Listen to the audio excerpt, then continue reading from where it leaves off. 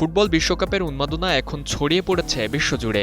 মাঠের লড়াইয়ের উত্তেজনার সঙ্গে তাল মিলিয়ে রাজধানীর পুরান ঢাকার একটি সরু গলিও যেন সেজে উঠেছে ফুটবলের রঙে। টিকাতুলির স্বামীবাগে KM দাস লেনে প্রবেশ করলেই চোখে পড়ে বিশ্ব ফুটবলের কিংবদন্তি ও তারকাদের প্রতিকৃতি। মাথার উপর উঠতে থাকা বিভিন্ন দেশের পতাকার নকশা আর বর্ণিল আলোকসজ্জা। ফুটবল প্রেমীদের কাছে গলিটি এখন পরিচিত ফিফা গলি নামে, যেখানে বিশ্বকাপ শুধু টেলিভিশনের পর্দায় নয়, জীবন্ত হয়ে উঠেছে দেওয়াল জুড়ে আকাশ, শিল্পকর্ম ও মানুষের উচ্ছ্বাসে। আমি 2018 সাল থেকে ফ্রি স্টাইল ট্রেন করি।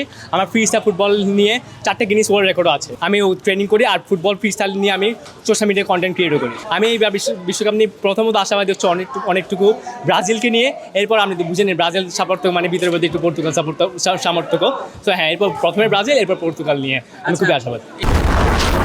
হিউস্টনে রকিং টেস্টি, সীমানা ছাড়াও নিজেকে হারাও। গলির ভেতরে প্রবেশ করলেই চোখে পড়ে দেওয়ালের দুই পাশে আঁকা হয়েছে বিশ্ব ফুটবলের বিভিন্ন সময়ের কিংবদন্তি ও জনপ্রিয় তারকাদের প্রতিকৃতি। গলির উপরে টানানো হয়েছে বিভিন্ন দেশের পতাকার নকশা, যা পুরো এলাকাকে দিয়েছে উৎসবের আবহ। দেওয়ালচিত্রে স্থান পেয়েছে ফুটবল সম্রাট পেলে, আর্জেন্টাইন কিংবদন্তি দিয়েগো ম্যারাডোনা, পর্তুগালের ক্রিস্টিয়ানো রোনালদো, আর্জেন্টিনার লিওনেল মেসি, ব্রাজিলের নেইমার, ফ্রান্সের কিলিয়ান এমবাপ্পে এবং স্পেনের তরুণ তারকা লামিন ইয়ামাল। খুবই ভালো। আমি মোহাম্মদপুরে থাকি, বাট এখানে আসার পর যেটা আমার মনে হলো যে খুবই সুন্দর। এরকম আমি মনে করি প্রত্যেকটা এলাকায় হওয়া উচিত। তাইলে মানুষ শুধুমাত্র এই পুরান ঢাকায় এখানে এসে এখানে ছবি তুলবে না বা মজা করবে না, সব জায়গায় এই মজাটা যদি হয় আমি মনে করি খুবই ভালো হবে। শুধু ফুটবল নয়, গলির একটি অংশে উঠে এসেছে মানবিক বার্তাও।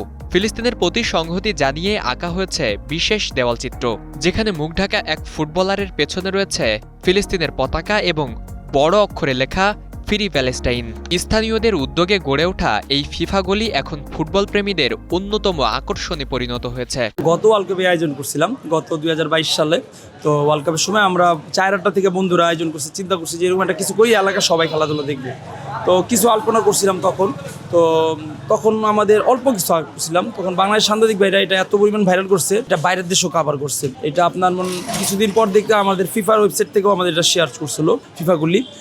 এর কিছুদিন পর দেখতেছি আমার ম্যাপে শো করতেছে স্বামীবাগ ফিফাগুলি। এরপর থেকে আমরা চিন্তা ভাবনা করছি যে নেক্সট ওয়ার্ল্ড কাপে আমরা এই আয়োজনটা করবো। তো ওই চিন্তা ভাবনার থেকে এইবার আয়োজনটা করছি বিশাল বড় করে। প্রতিদিনই এখানে ভিড় করছেন দর্শনার্থীরা। কেউ ছবি তুলছেন, কেউ ভিডিও করছেন, আবার কেউ পরিবার নিয়ে উপভোগ করছেন ফুটবলের এই অনন্য শিল্পগুলি। ফরিদুল ইসলাম ইমন, নিউজ 24, ঢাকা।